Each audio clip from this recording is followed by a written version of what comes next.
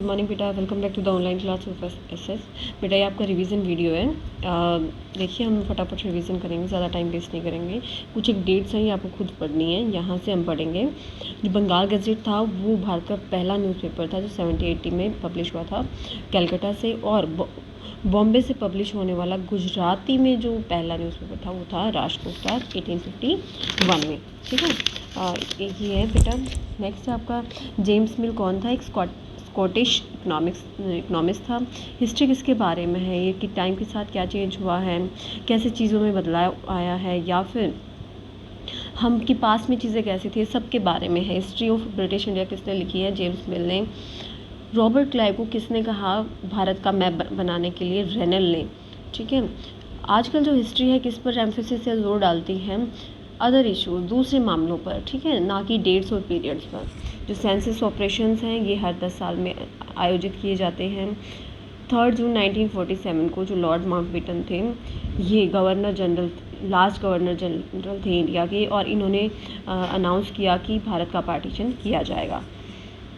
अब देखो British historians की जो हिस्ट्री है वो, उसमें क्या इंपॉर्टेंट है, उसमें हर गवर्नर जनरल का जो रूल है वो इम्पॉर्टेंट है। गांधी एविन पैक्ट कब साइन किया गया था? 1931 में। लास्ट ब्रिटिश गवर्नर जनरल ये ऑलरेडी आ चुका है, ये थे लॉर्ड माउंटबेटन। ठीक है, नेक्स्ट है आपका जो भारतीय जो इंडोलॉजिस्ट कौन होता है? The one who study about Indian culture and literature etcetera, उसको हम इंडोलॉजिस्ट कहेंगे, चाहे वो भारत का हो या बाहर से हो।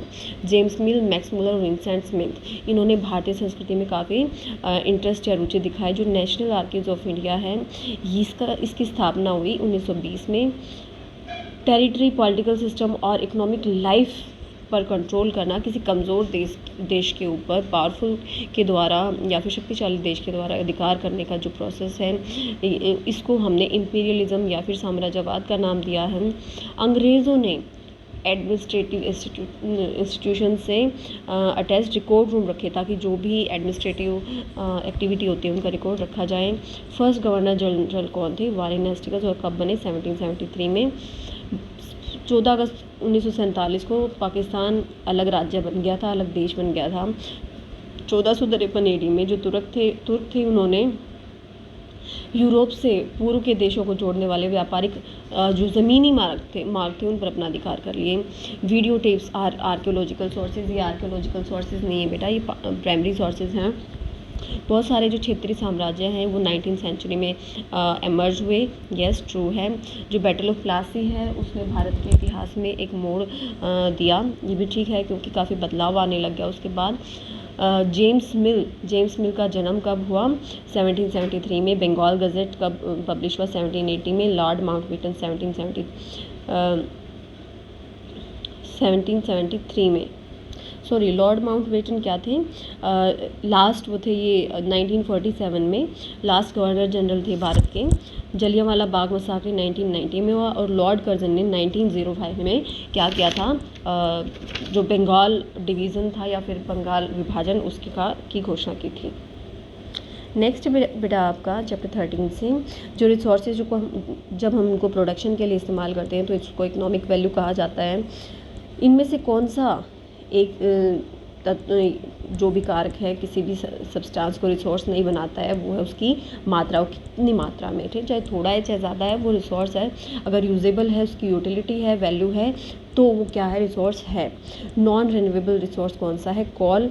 अगर मैं ये कहूँ कि which one is not a non renewable resource, अगर यहाँ पर कोल, पेट्रोलियम और नेचुरल गैस डालकर सोलर एनर्जी डाल दूँ तो which one will not be non renewable resource, वो होगा सोलर एनर्जी या फिर विंड एनर्जी या फिर वाटर एनर्जी। मतलब आपको समझ के करना है, ठीक है। रिसोर्सेज जो लिविंग ऑर्गेनिज्म से मिलते हैं उनको बायोटिक कहेंगे, और जो नॉन लिविंग ऑर्गेनिजम्स या फिर हम एनवायरनमेंट कहेंगे, ऑर्गेनिज्म नहीं कहेंगे, नॉन लिविंग एनवायरनमेंट से जो रिसोर्सेज मिलते हैं वो अबायोटिक होंगे, ठीक है बेटा। वो रिसोर्सेज जो एक क्षेत्र में पाए जाते हैं लेकिन उनका पूरी तरह इस्तेमाल नहीं होगा तो उसको हम पोटेंशियल या संभावित संसाधन कहेंगे। जो ह्यूमन हैं उन्होंने किसके कारण ज़्यादा ह्यूमन मेड रिसोर्सेज को किसके कारण महत्व मिला है? ग्रोथ, कैपिटल के कारण, तकनीक के कारण, जो पॉलिटिकल इंस्टीट्यूशन हैं, इन सब के कारण, ठीक है बेटा। कौन सा रिन्यूएबल रिसोर्स ज़्यादा टाइम लेता है रिन्यू होने में? फॉरेस्ट को ज़्यादा टाइम लगता है। ठीक है, कौन सा एक ह्यूमन मेड रिसोर्स नहीं है? मिनरल्स ह्यूमंस के द्वारा बनाए गए नहीं हैं। अफ्रीका में बहुत सारे वाटरफॉल हैं जिनको अब इस्तेमाल नहीं किया जा सकता, लेकिन फ्यूचर में उनसे बिजली बनाने का इस्तेमाल किया जा सकता है, तो ये पोटेंशियल रिसोर्सेज हैं। कौन से दो देश 100% इलेक्ट्रिसिटी रिन्यूएबल रिसोर्सेज से बनाते? तो ये नॉर्वे और आइसलैंड।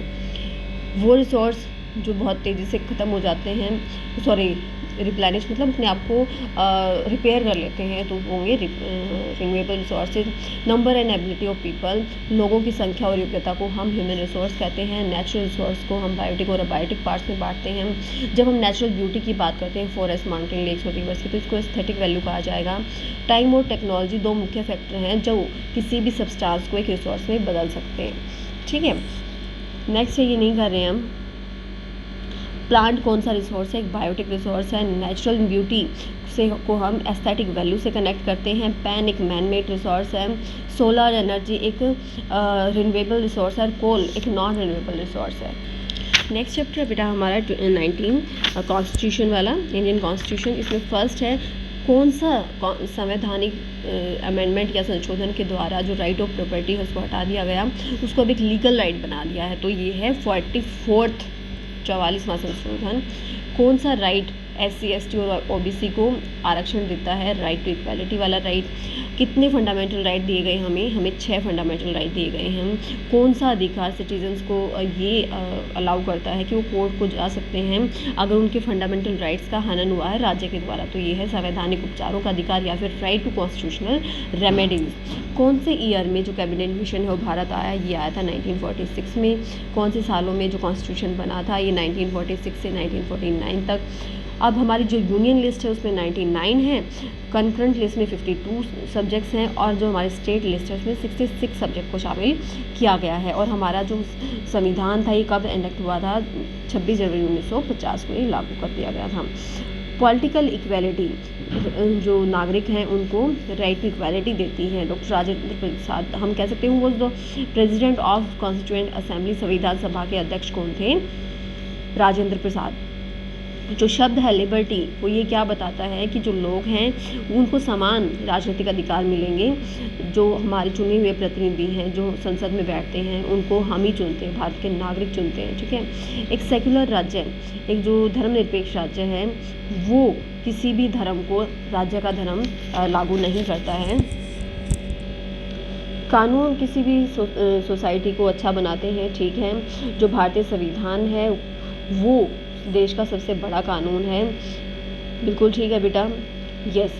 अब जो हमारी असहमति होती है संविधान में बदलाव लाने की, वो कानून या नीतियां हैं? नहीं है बेटा, गलत है। जो कॉन्स्टिट्यूशन है, कॉन्स्टिट्यूशन डेमोक्रेट्स ये देता है, क्या देता है? पावर, मतलब सेपरेट करता है जो सेंट्रल और स्टेट गवर्नमेंट है उसकी अलग अलग जो लिस्ट हैं उसमें उसकी पावर को सेपरेट करता है। ट्रू है। जो फंडामेंटल राइट्स हैं they are referred to as conscience of Indian constitution, भारतीय संविधान की अंतरात्मा भी कहा जाता है। बिल्कुल ठीक है। ठीक है, फ्री एंड कंपल्सरी एजुकेशन किसने बताया था? ये वाली बात गांधी जी ने कही थी या फिर गांधीयन पॉलिसी के अकॉर्डिंग है।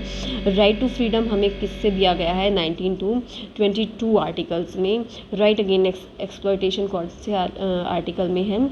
ये हमें मिलता है 23 to 24 में। राइट टू इक्वालिटी हमें मिलता है 14 to 18 में। और right to freedom of religion 25 to 28 में। ठीक है बेटा, इसको रिवाइज करें अच्छे से, और अगर कोई डाउट है तो लाइव क्लास या डाउट सेशन में क्लियर करें।